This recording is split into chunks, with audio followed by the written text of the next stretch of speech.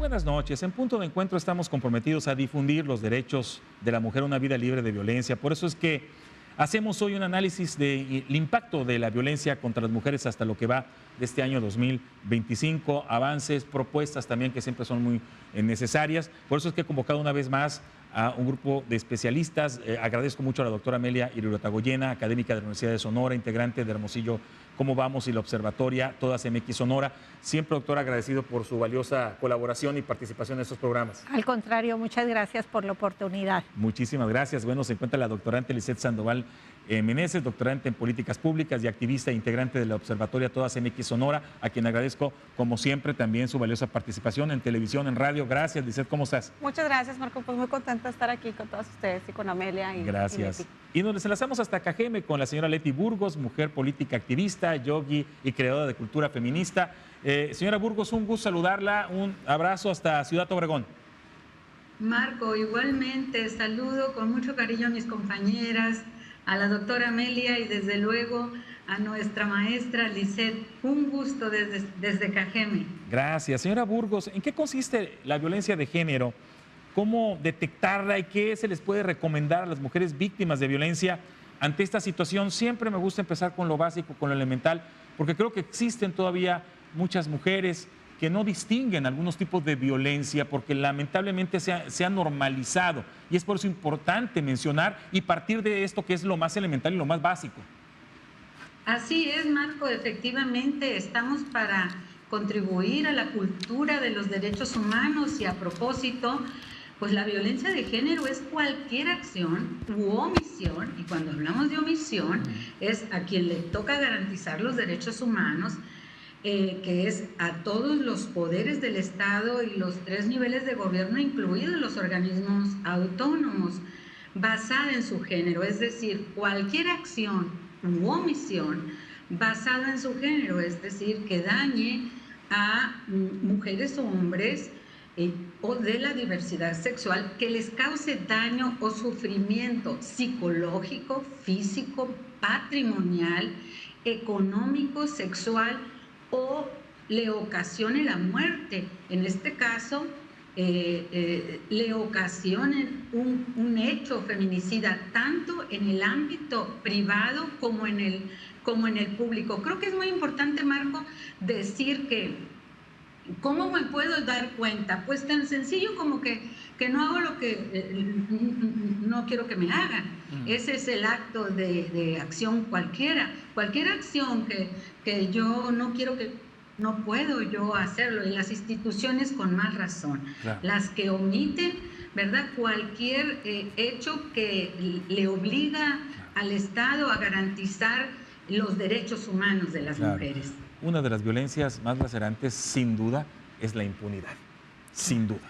Habrá oportunidad de profundizar en la impunidad, la violencia más grave que pueda haber. Institucional, la violencia institucional. Es correcto.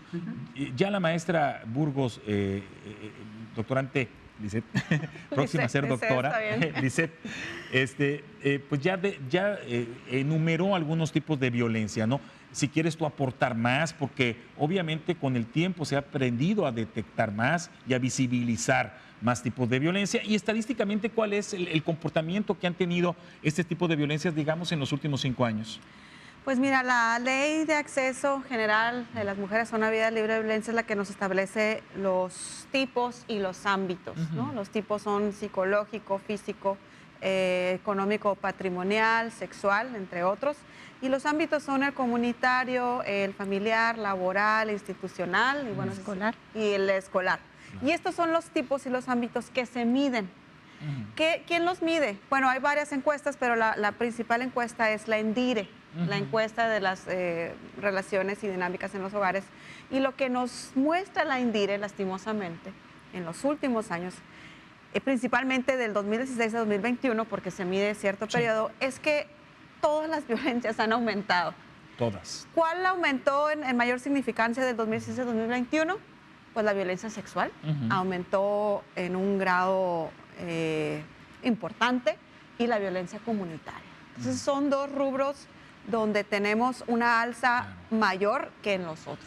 Violencia comunitaria, ¿cómo le explicarías?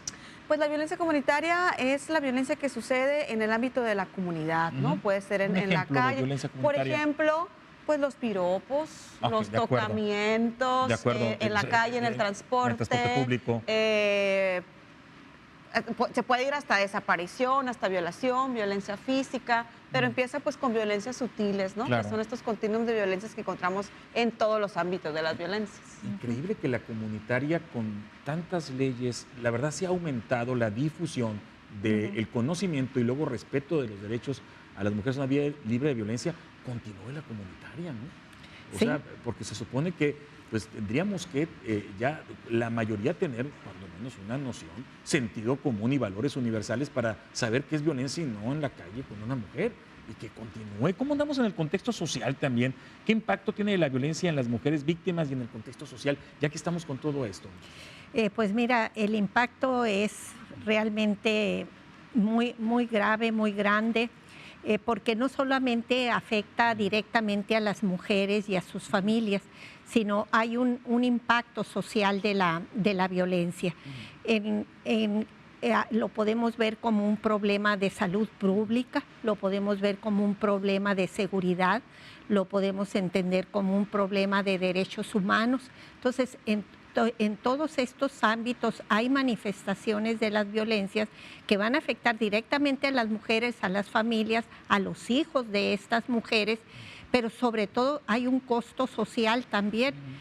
Ese costo social tiene que ver con las enfermedades que las mujeres pueden desarrollar a consecuencia de la violencia, que van desde infecciones sexuales hasta el VIH-Sida, que van inclusive a enfermedades mentales que pueden empezar como ansiedad, angustia y pueden derivar en una enfermedad mental ya seria, llegar inclusive estas mujeres a la depresión llevar al suicidio.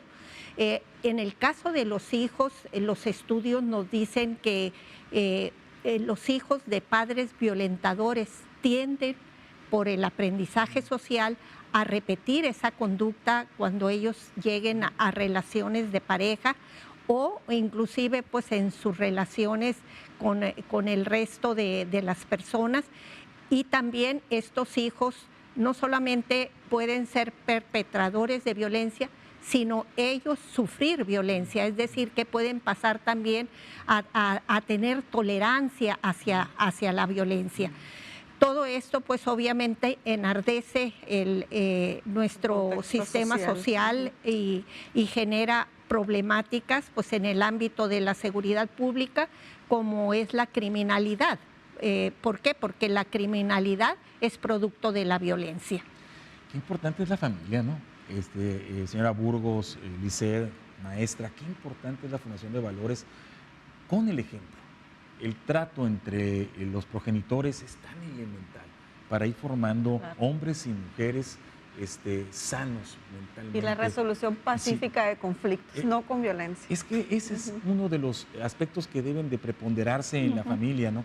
El saber cómo reaccionar ante situaciones adversas con calma, con tranquilidad y con respeto. Mira, aquí es importante distinguir el conflicto de la violencia, porque el conflicto es el que es negociable, es el que permite llegar a acuerdos, pero el conflicto no va a estar, vamos a decir, con esa característica que tiene la violencia, que es el sometimiento, el abuso del poder. Entonces el conflicto los tenemos todos, pues es normal en las relaciones humanas, son desacuerdos, podemos llegar inclusive a discusiones porque tenemos diferentes puntos de vista, pero eso no nos lleva a querer controlar al otro en todos los sentidos. Y esa es la violencia, el control. La situación es que cuando no se tiene inteligencia emocional y no se tiene la práctica de los principios y valores, el conflicto te lleva a la violencia. Cuando un conflicto no bien resuelto, ¿sí? O enfrentado o afrontado, te lleva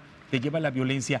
Señora Burgos, miedo, hablaba de ansiedad la maestra Amelia, hablaba de depresión, un entorno violento le provoca todos estos sentimientos a la mujer. ¿Hay un estado también de indefensión que siente la mujer ante la impunidad que todavía existe? Desde luego que sí. Hay encuestas que evalúan cuál es el sentir, el sentir de cara a un entorno de violencia.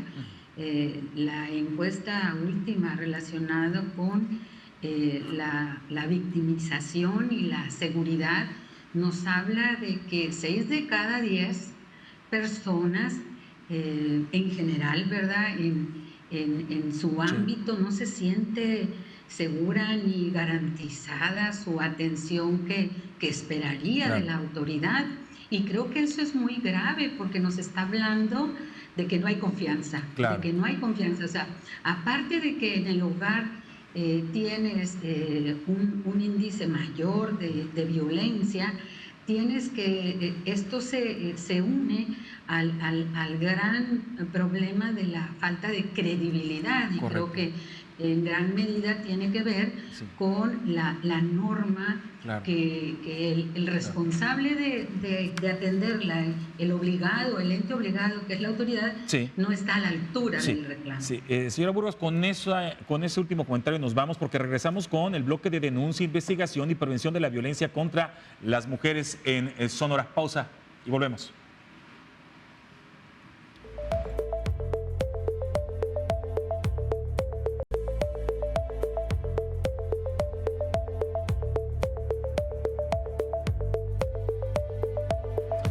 Lisette, ¿cómo se ha comportado estadísticamente el feminicidio en los últimos 5 años? Pues mira, también a la alza, si bien la autoridad lo que nos reporta es que hay ligeros decrementos, pues la verdad es que aquí lo que nos han arrojado las investigaciones es que hay cierta violencia invisibilizada en cómo se catalogan los feminicidios, ¿no? Por ejemplo, a pesar de que tenemos 8 causales que nos dicen qué se debe catalogar y no como feminicidio, casos, por ejemplo, de los cuerpos de mujeres que aparecen en vía pública con extrema violencia, muchas veces con violencia sexual, pero que no se conoce el perpetrador o bien no se identifica a la víctima, no se cuenta como feminicidio, cuando deberían de contarse como feminicidio, ¿no? Es decir, si contamos estos casos, simple y sencillamente sumando a los que tienen perpetrador desconocido, el año pasado, en 2024, tendríamos 46 contra 26 que nos reporta la autoridad. Y algo triste también es que el año pasado, 2024, es el año que hemos registrado más feminicidios en escenario de relaciones de pareja, 17 casos. Yo tengo el conocimiento desde 2014, en ese periodo el año más alto había sido de 12, y el año pasado tuvimos 17 casos, y eso nos lleva a reflexionar lo que nos está diciendo Leti y Amelia de cómo se están atendiendo los casos de violencia para que terminen o no en feminicidio, ¿no? Es correcto, ¿no? Y bueno, la importancia de fortalecer las autoridades que se dedican a la investigación para que de una manera más rápida den con las causas, con el móvil, y se pueda establecer los elementos del tipo penal de feminicidio, que ya habrá oportunidad de preguntarle a la maestra Amelia al respecto. Lisette, ¿cómo se ha comportado estadísticamente la desaparición de mujeres en los últimos 5 años, que también, pues mientras no se encuentre, pues no podemos enviarla a un rubro o a otro de las expresiones de violencia que hay contra la mujer, que puede ser desaparición, que puede ser secuestro o que puede ser lamentablemente feminicidio? Pues mira, la desaparición lamentablemente también es otro tipo de violencia invisibilizado por el Estado, ¿no? No tenemos política, no tenemos narrativa sobre qué sucede, y lo que los colectivos de búsqueda de personas nos reportan desde 2021 es que ha venido en aumento la desaparición de mujeres, inclusive en ritmo más rápido que la de los hombres, aunque sí desaparecen más hombres, ¿no? Eso, creo que ese dato ya lo sabemos, pero el asunto es que cuando las desapariciones se presentan en ambos sexos hay diferencias. Generalmente el escenario en que desaparecen los hombres es un escenario criminal, podríamos llamarlo así. En las mujeres, ese escenario criminal se suma el de violencia comunitaria, el de violencia en relaciones de pareja, el de violencia familiar, porque en todos esos... En el ataque sexual, porque en todos esos escenarios, el de trata también, pues reclutamiento forzado. Y pues entonces tenemos una variedad más amplia de escenarios, y por eso es la urgencia de que cuando una mujer desaparezca, y claro, también cuando los hombres desaparecen, Sí. pero está mandatado por los protocolos que la búsqueda tenga que Claro. presumirse como si hubiese sido víctima de un delito, ¿no? Y esto incrementa el grado de dificultad cuando se trata también de poblaciones flotantes de mujeres, ¿no? Sobre todo esas mujeres que forman parte de la migración interna, pero también la Claro. que viene de otros países, ¿no? Qué difícil situación, maestra, ¿no? Sí, efectivamente, pues la desaparición de mujeres, como bien decía aquí Lisette, es un problema que se ha venido incrementando y lo conocemos gracias a este trabajo que realizan las organizaciones de mujeres buscadoras, porque ellas lo que buscan es encontrar a sus seres queridos, hijos, padres, etcétera, para pues ahí levantarles algo que simbolice, ¿verdad?, el recuerdo para ellos. Inclusive estas mujeres ni siquiera, vamos a decir, demandan algo directamente de la autoridad Ni para siquiera reparación justicia de demandan, daño lo que quieren o es encontrar. denunciar a quienes ellas sospechen pudieran ser Bien. quienes perpetraron Quieren el calmar la acto. zozobra, Eh, ¿qué pasó? entonces, Queremos saber qué pasó con su familia. Ahí sobre todo lo que como organizaciones de la sociedad civil nosotros lo que vemos es poco respaldo a estas organizaciones por parte del Estado para que realmente puedan hacer búsquedas con más elementos y tengan pues más la certeza de Claro. encontrar a sus seres queridos. Señora Burgos, ¿cuáles son las cuestiones no atendidas, además de las planteadas por el Estado mexicano en relación al feminicidio y la desaparición de niñas y de mujeres? Creo que dos aspectos son los que no deben de dejarse de tocar cuando hablamos de qué es lo que el Estado mexicano no ha hecho en este. Primero, es una recomendación básica que el Comité de Seguimiento de la Convención Internacional para la Eliminación de todas las formas de discriminación le marca en 2018 y a la fecha no lo hemos logrado, que es en lo particular la unificación del tipo penal del feminicidio.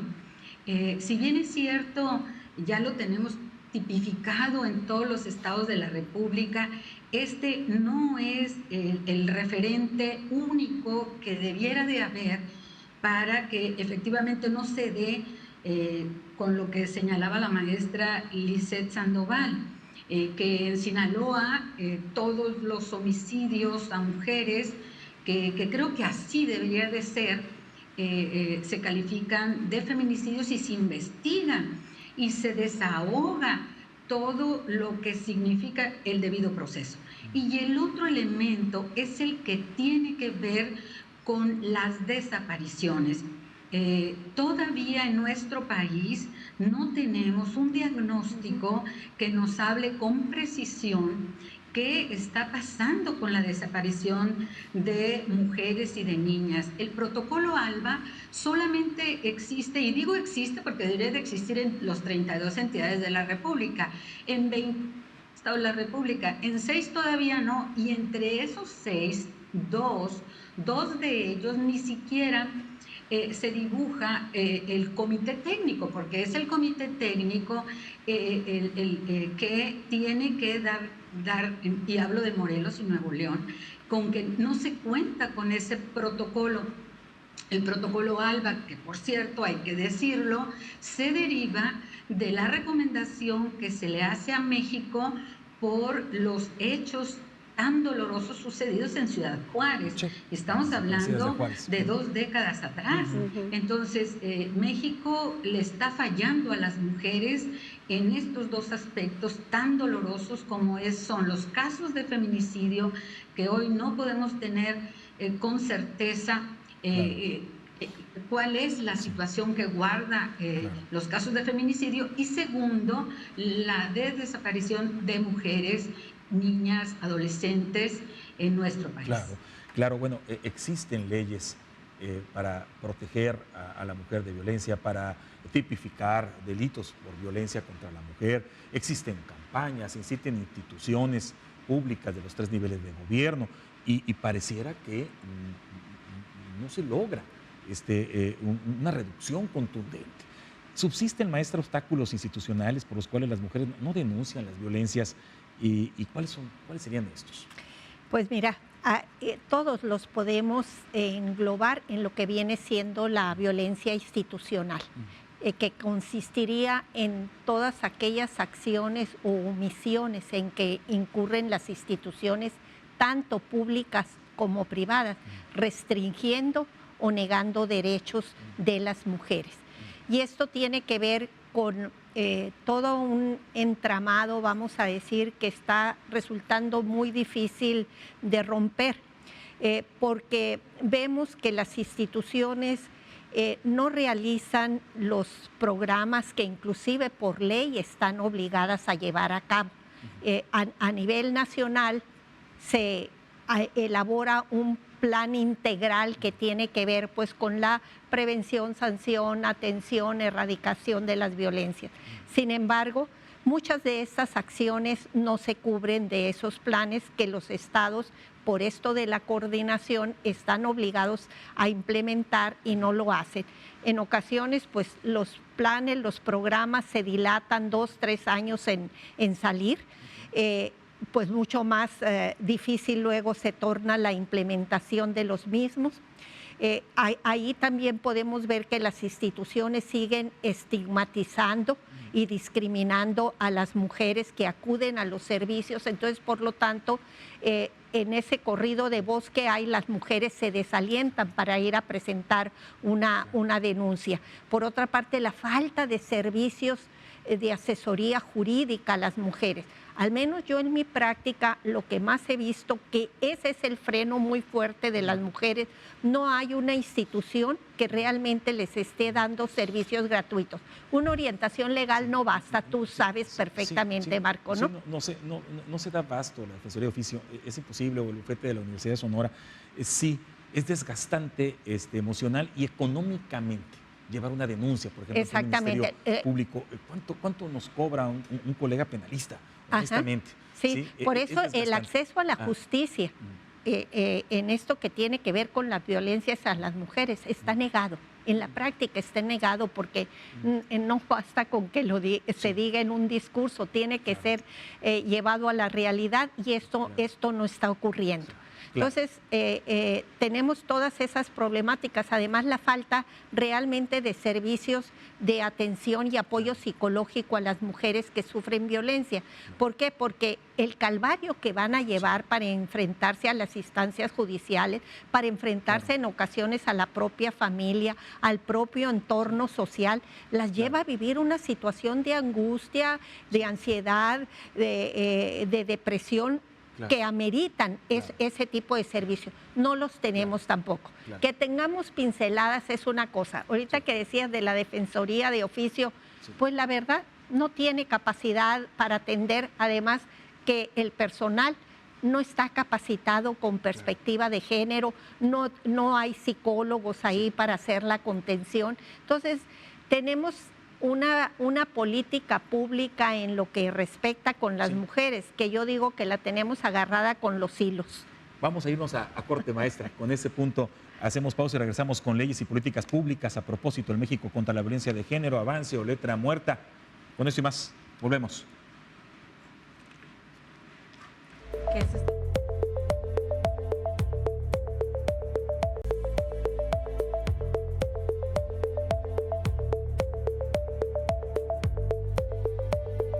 Señora Burgos, ¿cuál es el balance que sus organizaciones tienen con respecto al Estado que guarda la política pública de prevención, atención, hablemos también de sanción, erradicación de la violencia contra las mujeres en Sonora y en un contexto nacional también? Bueno, en primer lugar, es evidente, creo que las manifestaciones expresadas el 8M, el 8 de marzo en el mundo y particularmente en nuestro país, están dando testimonio de qué política tenemos en realidad dista mucho la norma de los hechos. Efectivamente, lo que está preñado en nuestro sentir y se reflejó en los contingentes, que yo quiero expresarlo con mucha nitidez. En Cajeme simplemente eran las 4 de la tarde y sinceramente decíamos, bueno, el callejón que ya debería de estar lleno, todavía no está lleno. ¿Qué pasa? ¿Qué pasa? Pasaron 3 minutos y ya estaba lleno.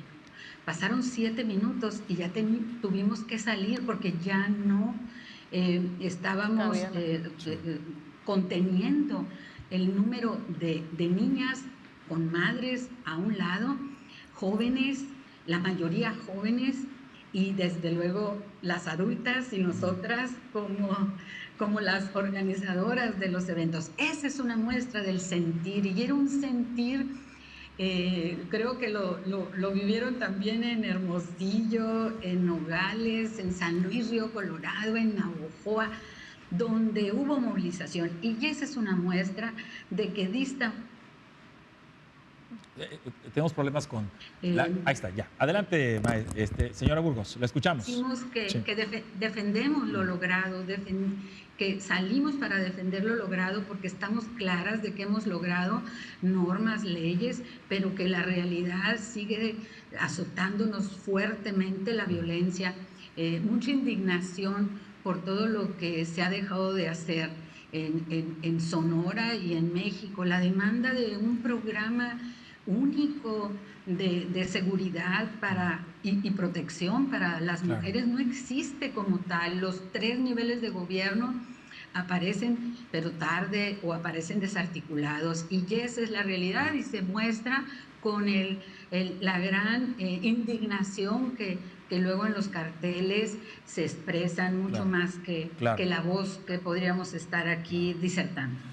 Maestra Amelia, ¿existe una buena coordinación entre las instituciones que por ley deben diseñar, instrumentar, evaluar incluso la política pública en contra de las violencias hacia las mujeres? Mira, la ley de acceso a las mujeres a una vida libre de violencia contempla en su capítulo 3 tanto la forma de conformación del sistema nacional para prevenir, atender, sancionar la violencia. En ese mismo capítulo se contempla lo del programa integral y también se contempla la distribución de competencias. Sin embargo, ahí es donde podemos nosotros darnos cuenta de lo que le corresponde a cada una de las instituciones públicas del Estado realizar. Y pues si te vas haciendo un checklist, pues uno va a ir viendo ahí, o sea, pues toda una serie de acciones que no se lleven a cabo, sobre todo las que tienen que ver con el desmantelamiento de esa estructura sociocultural que es la que permea todas las violencias. Y yo no digo que esto ocurra de un día para otro, vamos a decir que sea mágico, no, pero sí tendríamos que tener, vamos a decir, planes y programas que trasciendan a lo sexenal, que trasciendan a los trienios también municipales, de tal manera que realmente se puedan ir evaluando los avances que se van teniendo. No hacemos evaluación tampoco de esa política pública que sería tan importante para ver dónde sí estamos dando en el clavo, en dónde vamos a decir esas acciones no tienen ningún impacto. Entonces realmente vemos la descoordinación, vemos realmente también la falta de liderazgos dentro de las instituciones con perspectiva de género. Imagínate tú que por ley son los secretarios los que tienen que, vamos a decir, asumir la discusión de esta problemática. ¿Tú crees que le dedican tiempo a esto? Pues no, o sea, ellos lo que hacen en el mejor de los casos es nombrar a alguien de su personal para que atienda estas reuniones.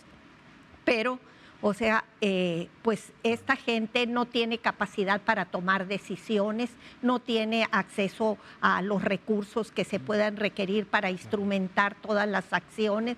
En fin, ya desde el diseño, vamos a decir, de este sistema, ameritaría revisarse si es la mejor composición que debe de tener o debiéramos de pensar en otra modalidad. Lizeth, ¿qué estado guarda la aplicación de la legislación en contra de la violencia política, identificada popularmente como la ley 3 de 3 en nuestro país y particularmente en nuestro estado, en Sonora? El 3 de 3 contra la violencia. Es Pues mira, todavía hasta el año pasado creo que se había presentado en 20 estados. Sonora me parece que fue el 8º estado que se aprobó el año pasado. Y bueno, tenemos varios pendientes ahí con la ley 3 de 3. Si bien hemos logrado que la ley cumpla lo que establece sobre que las personas que...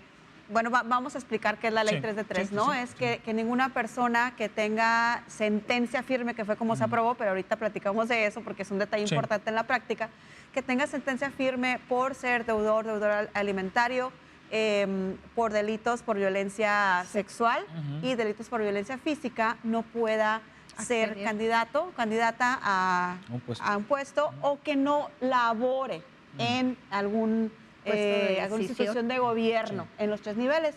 Creo que en eso hemos avanzado porque algunos municipios y el Estado, a mí me tocó trabajar en una institución estatal y me tocó ver que algunos de los requisitos para contratar era que se cumpliera con la ley 3 de 3. ¿Qué nos hace falta? Por lo menos menciono ahorita 2 asuntos. El primero es un registro de deudores alimentarios a nivel nacional y estatal, que creo que andaban moviéndose ayer algunos hilos en el Congreso, ¿verdad?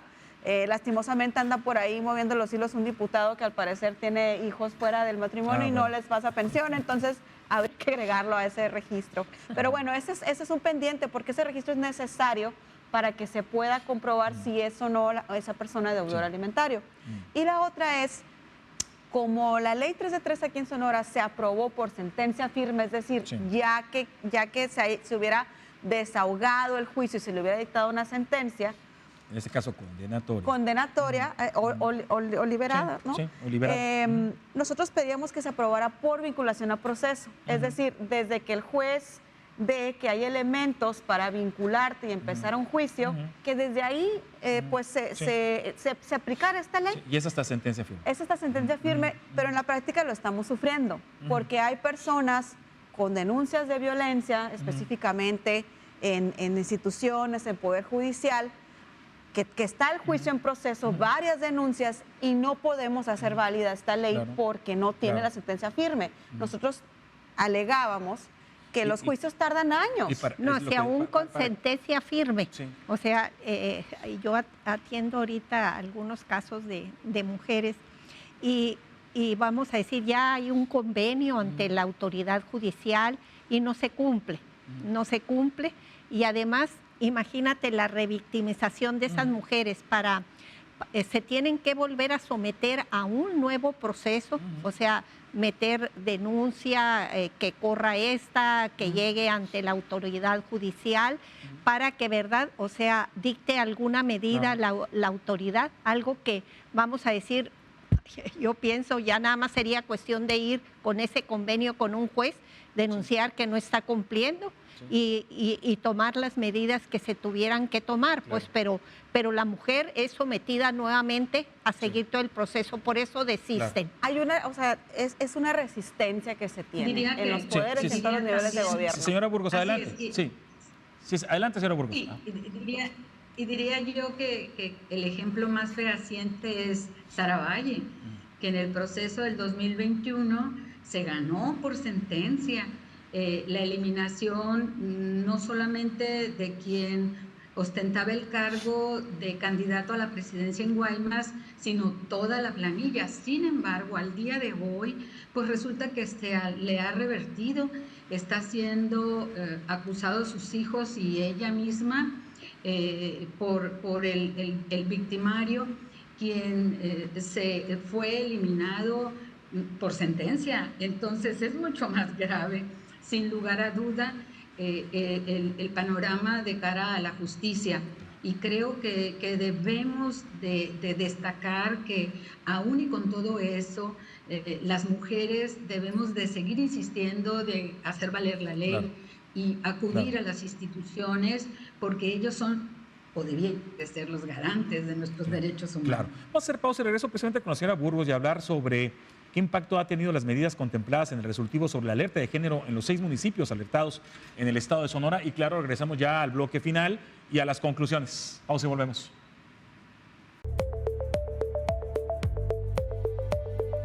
Sí.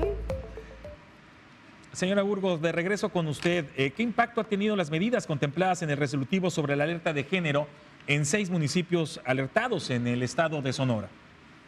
Bueno, primero decir que el resolutivo destaca la necesidad de que el Estado de Sonora atienda la ley de acceso de las mujeres a una vida libre de violencia, y particularmente lo que está dirigido al mecanismo de protección de los derechos humanos de las mujeres, ciertamente en 6 municipios, pero las recomendaciones, que son 31 acciones, 11 de prevención, 8 de seguridad, 7 de justicia y 5 de reparación de los daños para que la violencia feminicida cese en el estado de Sonora.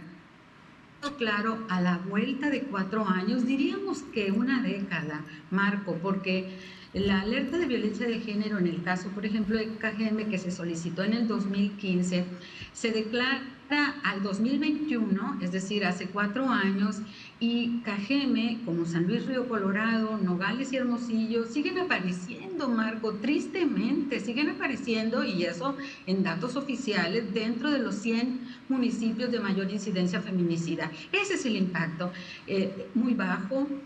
Segundo, que las acciones, en realidad, dicho por la misma autoridad nacional, lo que antes era CONAVIM y ahora tendrá la responsabilidad de la Secretaría de las Mujeres, nos hablaba de que entre 10 y 30 recomendaciones se cumplían en el país, y que, bueno, particularmente en Sonora, tristemente, tenemos 4 años de alerta de violencia de género y no tenemos dictamen.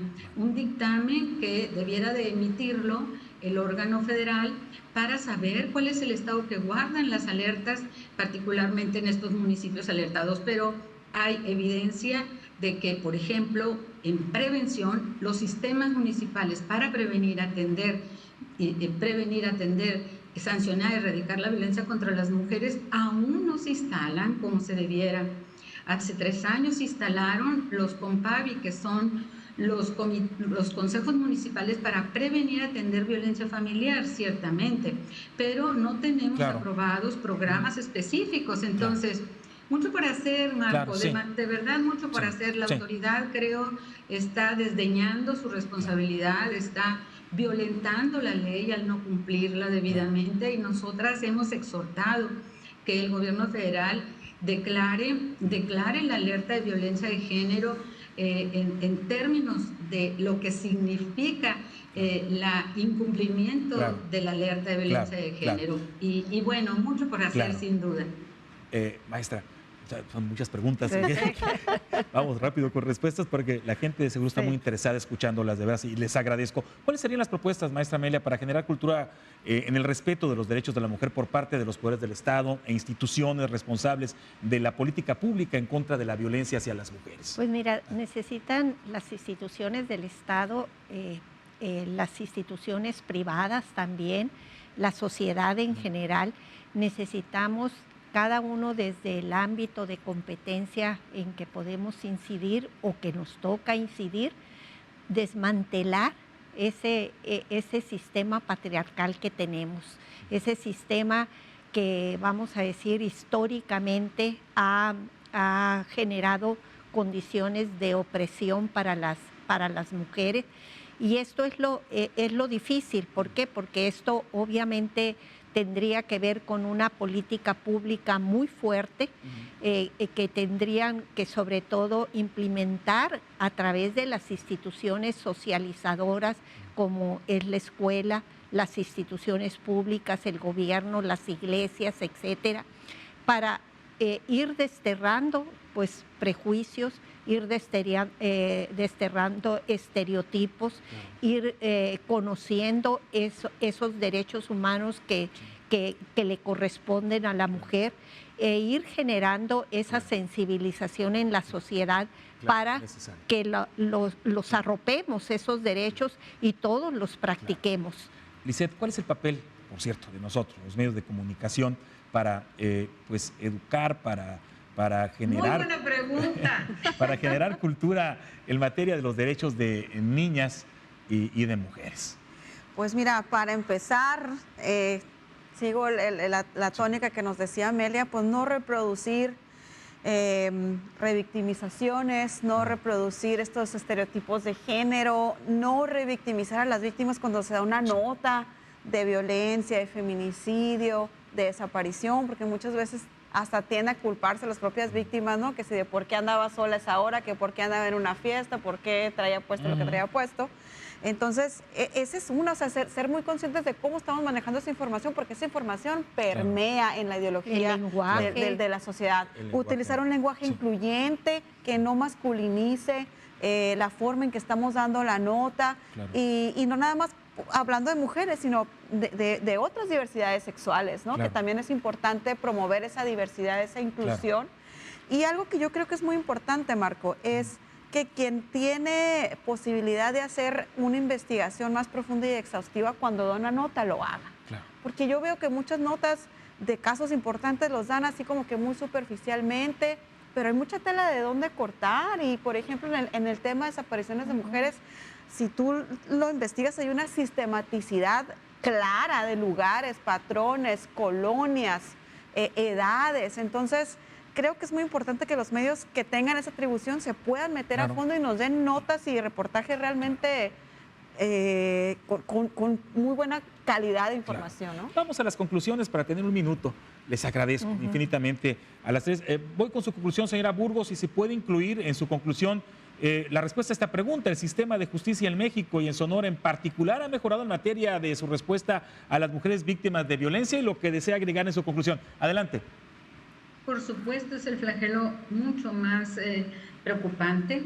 Nos ha quedado de ver, nos sigue debiendo el sistema de justicia en México, y particularmente de mujeres en el estado de Sonora. El derecho a decidir sobre nuestra vida, sobre nuestro cuerpo y destino, sigue siendo una materia pendiente. Bueno, la 3 de 3 es letra muerta, y felicito a la Universidad de Sonora, que lo estableció en el proceso electoral que tiene en puerta para el rectorado próximo. También felicito al Instituto Estatal Electoral y de Participación Ciudadana. Sin embargo, nos han quedado de ver los 72 municipios que aún no aplican la 3 de 3, la paridad en todo. Y creo que lo más importante es que a las madres de desaparecidas, de niñas y niños, les dé respuesta la autoridad federal y en el estado de Sonora. Felicito también que se haya anunciado lo que es una unidad para garantizar la defensoría de las mujeres. Vamos a ver si le etiquetan el recurso suficiente, porque ahí está el meollo del asunto, Marco. La política está muy bien, y el dicho también, y la compañía también. Sin embargo, sin recursos, una política es una pobre política. Claro. Señora Burgos, muchas gracias, muy amable. A lo contrario, Marco, muchas gracias. Un gusto como siempre estar en tu programa. Qué amable. Lisette, adelante con tu conclusión. Pues mira, creo que es importante asumirnos las mujeres como personas y con este derecho a vivir libres de violencia, ¿no? Es nuestro derecho, tenemos que hacerlo valer, tenemos que exigirlo, pero también tenemos que exigir a las autoridades que cumplan con proteger toda nuestra integridad, ¿no? Es importante reconocer también cuando estamos siendo víctimas de violencia institucional y llamarla por su nombre, porque hay muchas acciones que vemos aquí y allá y que se nombran como, no sé, como cosas que sucedieran al azar, pero es importante nombrarlas como violencia institucional y saber también pues a dónde podemos acudir. Y si bien pues como activista la verdad a veces sí es pesado, a veces sentimos que estamos luchando contra un sistema pues enormemente pesado, pero creo que eso nos da también aliciente para seguir en este camino y pues mientras más grande sea el reto, más grande va a ser el esfuerzo Te también. agradezco, Lizeth. Muy amable, como Gracias. siempre. Doctora, adelante con su conclusión. Pues mira, recordarnos y recordar sobre todo al Estado y a todos los sectores de la sociedad que somos las niñas y las mujeres la mitad del capital social de una sociedad. Entonces, por lo tanto, lo que no se haga para que las mujeres podamos estar contribuyendo al desarrollo de un país, pues vamos a decir, estás mermando la capacidad de tu población para realmente fortalecer todos los ámbitos que tienen que ver con la sociedad. Porque si una mujer está siendo violentada, va a mermar todas sus capacidades. Entonces, la violencia, por un interés de desarrollo del Estado, debe de ser atendida. Doctora, muchas gracias. Y gracias a las tres. Y por supuesto, muchas gracias a usted. Buenas noches. Gracias. Buenas noches. Buenas noches. Buenas noches.